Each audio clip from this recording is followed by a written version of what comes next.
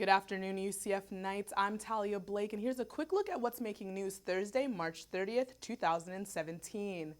The results are in, and Nick Larkins and Christina Barreto are your newly elected SGA President and Vice President. Nightly News reporter Desiree Montilla tells us what happened when the results were announced.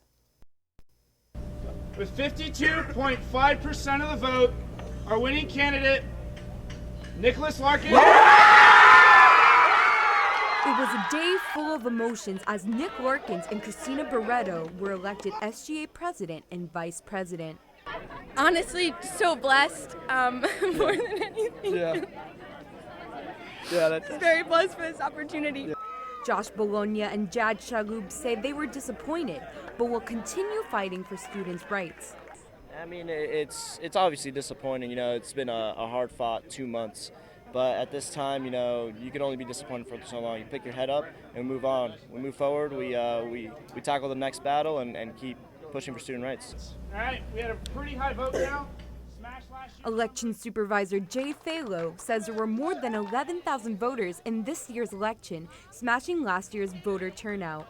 We saw a very large increase in voter turnout this year due to many factors. The candidates brought out a lot of voters themselves. Both parties say they will move forward with their own post-election plans. We'll have meetings set up with all the administrators and everybody across campus so that as soon as the current student body president and vice president end their term and we're sworn in, that we're ready to hit the ground running. Important that we give them the benefit of the doubt and credibility towards them accomplishing the goals that we all want to see happen. Larkins and Barreto say their first move is to talk with the current administration during their transition period. Reporting in Orlando, Desiree Montilla, UCF Nightly News. Phalo also says campaign signs must be taken down by 4 p.m. today. This year's Meals on Wheels is celebrating its 40th anniversary. In honor of the Older Americans Act nutrition program, Volunteer UCF is doing its part to cater to the elderly. The volunteers decorated paper lunch bags to be distributed to the nearest Meals on Wheels location. The nutritious meals in these bags provide a friendly visit that help the elderly cope with hunger, isolation, and loss of independence. Students used bright colors and positive messages on the bags to fill the stomachs and spirits of those receiving them. VUCF made a total of 96 bags during this service event.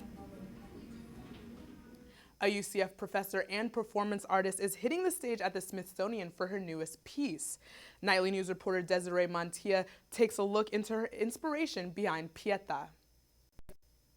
I sit and do sketches. I do my research drawings here. Wanda Raimundi Ortiz spends her time in the studio, telling her story by creating and performing her newest piece, Pieta. As a mother, as with all my works, I usually come from, my work originates from personal narrative and personal anxieties that I grapple with. Pieta focuses on the fear of losing a child to violence and racial differences, showing this with audience involvement. I wanted to invite people to come and be with me while I cradled 33 men and women of color. It was here in Wanda Raimundi Ortiz's studio where she began her work on Pieta. However, it wasn't until Ortiz's sketches and a costume designer's vision helped finally bring Pieta to life.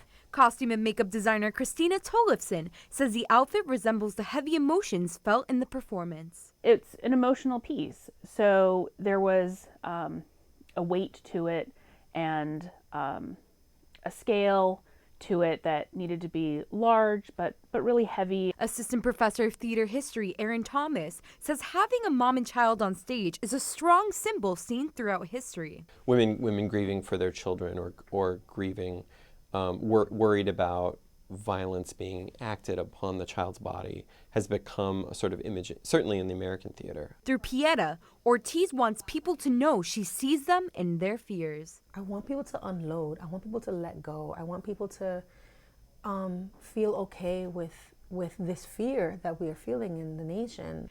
After the premiere Pieta at Rollins, Ortiz hopes to bring this same comfort to the Smithsonian. Reporting in Orlando, Desiree Montilla, UCF Nightly News. Ortiz will be performing Pieta at the National Portrait Gallery in the Smithsonian exhibit Identify on May 6th. While some students were in bed, others decided to sweat it out. The RWC hosted Spin Under the Stars as part of UCF Bike Week.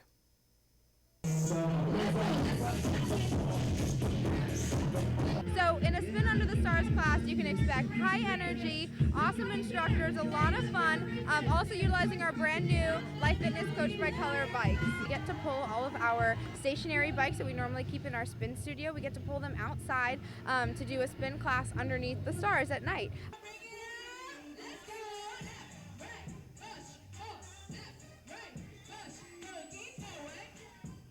It was a fantastic event. There were a lot of people that never took spin and got to test out the spin bikes and the flavors of the class. So that was the best part of a Spin Under the Stars.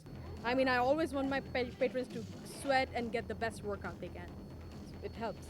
It was so late, but I'm glad everybody who could show up did show up. It means a lot to me. I was very happy. For more events scheduled for Bike Week, check on the RWC website. And here's a quick look at our weather forecast for today. Much like yesterday, you may want to wear lighter clothing and stay hydrated. Today will be another beautiful day with mostly sunny skies and a high of 88 degrees with no chance of rain. Tonight, you may want to wear a long sleeve or grab a light sweater if you're heading out, as it will be partly cloudy with a low around 67 degrees. As for tomorrow, we'll have a similar high with 86 degrees, but the Sunshine State may not be living up to its name as there will be a 30% chance of rain. And that's all the time we have for today. Be sure to check out our newscast tomorrow, Friday at 1:30 on Bright House Channel 734. I'm Talia Blake. Thanks for watching.